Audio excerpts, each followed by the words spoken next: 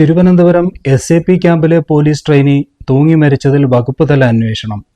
വനിതാ ബറ്റാലിയൻ കമാൻഡറിനെയാണ് അന്വേഷണ ചുമതല ഏർപ്പെടുത്തിയിരിക്കുന്നത്. ആര്യനാട് കീഴ്പ്പാലൂർ സ്വദേശിയായ ആനന്ദാണ് ക്യാമ്പിലെ ടോയ്ലറ്റിൽ തൂങ്ങി മരിച്ച നിലയിൽ കാണപ്പെട്ടത്.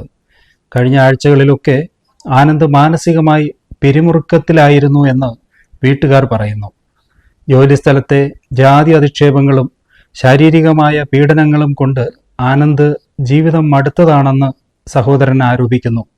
ഇതുമായി ബന്ധപ്പെട്ട വാർത്തകളിൽ പൊതുജനങ്ങളിൽ നിന്ന് കണ്ട ചില കമന്റുകൾ ശ്രദ്ധേയമാണ്.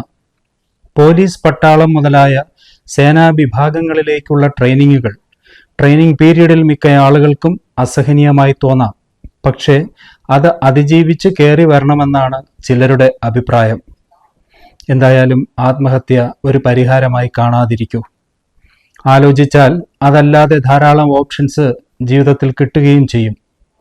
അടഞ്ഞ വാതിലുകൾ മുട്ടുന്നത് കൊണ്ടാവും ജീവിതം ഇരുട്ടിലാകുന്നത്, അല്ലേ? പ്രേക്ഷകർ നിങ്ങളുടെ അഭിപ്രായം ദയവായി രേഖപ്പെടുത്തൂ.